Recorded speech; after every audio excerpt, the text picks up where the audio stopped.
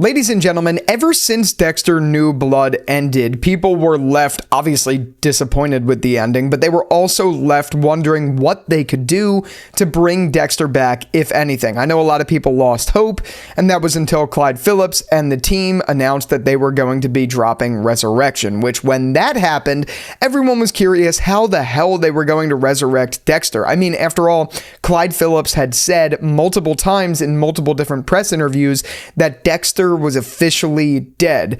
So that didn't really leave much room for interpretation. The proof was in the pudding up until Dexter Resurrection came out or was announced, and then people were like, what the heck? How are they going to do this? Because clearly Dexter got shot in the chest, like in the center of the chest, and the police were there, people were there, Harrison left.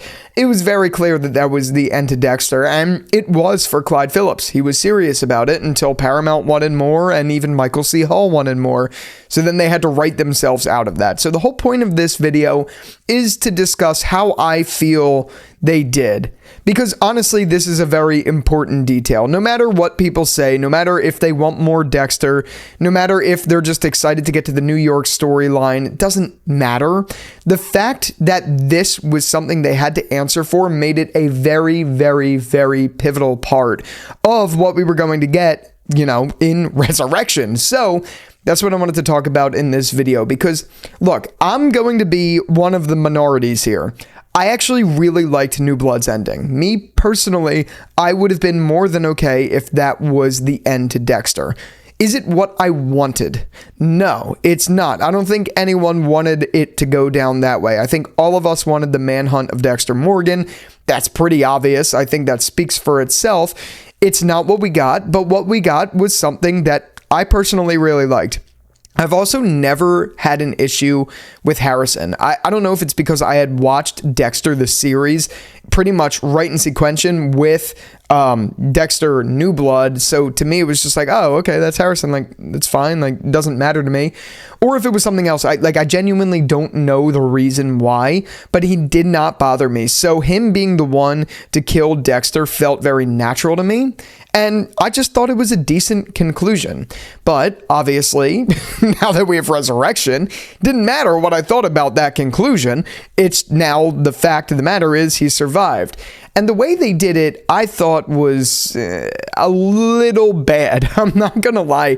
It felt like Clyde Phillips and the other writing crew, they all were just like, you know what? We wrote ourselves into a hole here, especially with Logan, especially with the way Dexter died and Angela and all of that. Let's just get past it as quick as possible. That's exactly what it felt like. It felt like they made as minimal of an effort as they could just to get us in a place with Dexter to set up this new story. So obviously, there is issues of that for me. And I made a video reviewing Dexter episodes 1 and 2, Dexter Resurrection episodes 1 and 2. And in that, you would know, if you saw it, that I actually really liked these two episodes. So none of what I'm talking about in this video is detrimental enough for me to not watch the show or anything. I actually thought episodes 1 and 2 were 9s out of 10. They were both really good episodes. I really thoroughly enjoyed them. But the biggest thing that a lot of people had a lot of questions for just fell by the wayside. And look, again, I could almost commend them for being able to move past it so quickly and just get us attached to this new story. But on the other hand, that's the most important detail. So yeah, the way they explained it is essentially, and forgive me that I don't know, but after Dexter wakes up out of his coma that he's been in for 10 weeks, he's of course asking himself, in the form of asking his father Harry, why he wasn't in a prison hospital or anything like that. Harry doesn't know, obviously, because it's just a figment of his imagination, and obviously neither does Dexter, and that's until the new acting sheriff comes in, who was in New Blood, and whose name I'm not sure of, to be completely honest with you. He's the one with the mustache. He's the goofy one. He comes in and explains what happened, and it's the most, honestly, it's the most ridiculous explanation, wherein he hands Dexter this postcard. It's really just an image of Angela and one of the girls that went missing in New Blood's timeline, history, whatever. One of Angela's friends who went missing at the hands of Kirk Caldwell. And on the back of it, flips around and says, "We're even, now get the hell out of Iron Lake." Okay, so that happens. Obviously, Dexter's confused because he still thinks he's going to get arrested, but the new acting sheriff basically explains that Angela skipped town after shooting Dexter because she felt so bad about it, and that the whole thing with Logan being murdered in the most brutal way by Dexter that is so out of his character was quote unquote obviously self-defense. It doesn't make any sense, like, at all from a storytelling perspective, especially for a cop show and especially for Dexter, which is otherwise for the most part, albeit a couple things, been pretty realistic about the way it handles things. Not always. Now, I know that's not exactly the case. Like, look at Dexter season 8, look at obviously Dexter surviving, things like that. But that explanation just felt so ridiculous. Like, quote unquote, obviously self-defense. What is so obvious about that? I would love to know what Clyde Phillips and the writing crew thought about that, or like have in their mind for what was so obvious about that. Okay, I understand there was a bullet hole that came into a jail cell. Maybe that could have looked like in some way that Logan just was mad and just shot at him or something. But that answers absolutely nothing, because how the hell could Dexter have then killed him if that was the case? The only way anyone, especially cops, would look at that and think of what it was is, oh, clearly he got him in a position where he could grab onto Logan. Logan shot his gun in self-defense. Like, there is literally virtually no way you could chalk that up as to being Dexter the one in self-defense and it being obvious. It makes literally no sense. It does not make any sense at all, especially with the wounds Logan had on his face and all of that stuff. Now look, I get it. The writers kind of locked themselves in a corner because they had thought that was the end of Dexter entirely, so they were like, okay, let's make Dexter the monster by actually killing a very innocent person for basically no reason. They probably never thought they'd have to write themselves out of that one, but thanks to the ratings and Michael C. Hall, now they have to. And I just thought that explanation was absolute bullshit. It wasn't so bad that it was like completely immersion breaking, but obviously when I listened to it, I was like, okay, buddy, like, you know what I mean? That was one of those things that just threw me off. But honestly, like, if you look at a show like The Walking Dead, where there are real moments that are like immersion breaking and you watch and you're like, I can't watch this because that's so stupid. There isn't any of that so far. There like really isn't any of that, even with this. So I could tolerate it. And believe it or not, that was the most unbelievable part. Not as much the part about Dexter's heart rate being slowed, so the bullet didn't kill him right away, even though there is almost virtually no way that would be real.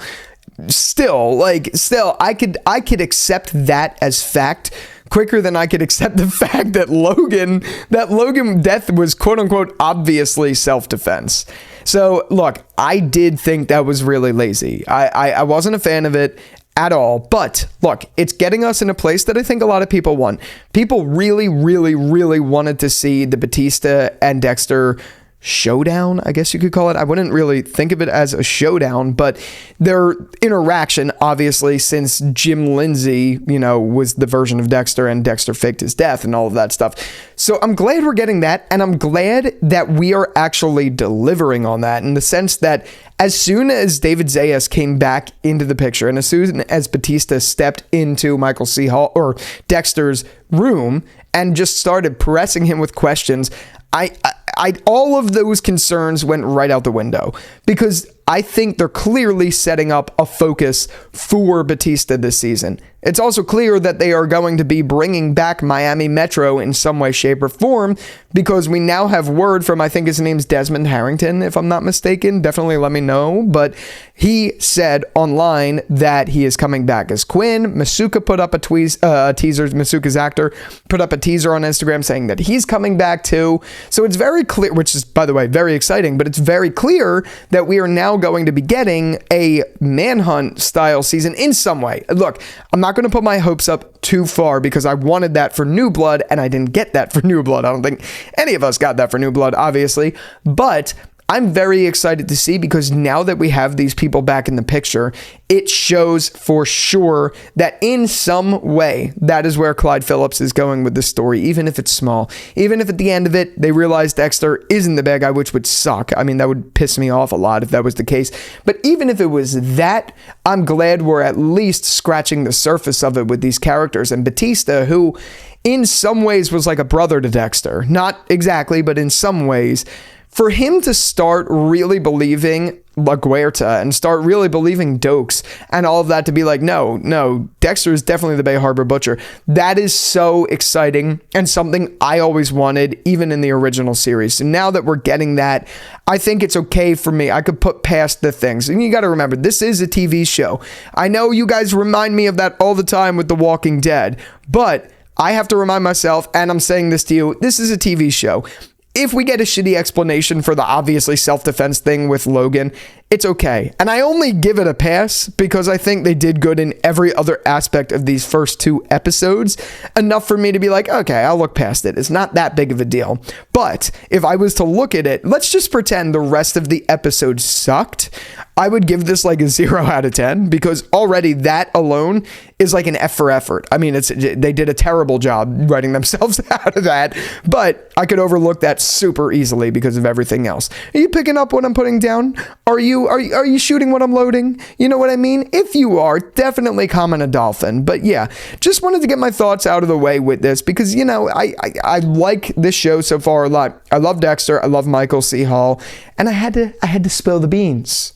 But yeah, with all that out of the way, be sure to go follow me on Instagram. I post there very frequently, and I post there things that you won't get on this channel. I also have a Discord. We talk all the time in there, and it's growing. For a period of time, it wasn't, and now, you know, people are talking in it constantly, and it's a thriving community. So definitely be sure to check that out. We got a lot of sub channels in there, or whatever you call them. I'm not the most Reddit savvy with the words, but I'm in there. We're all in there. We're having a fun time. So yeah.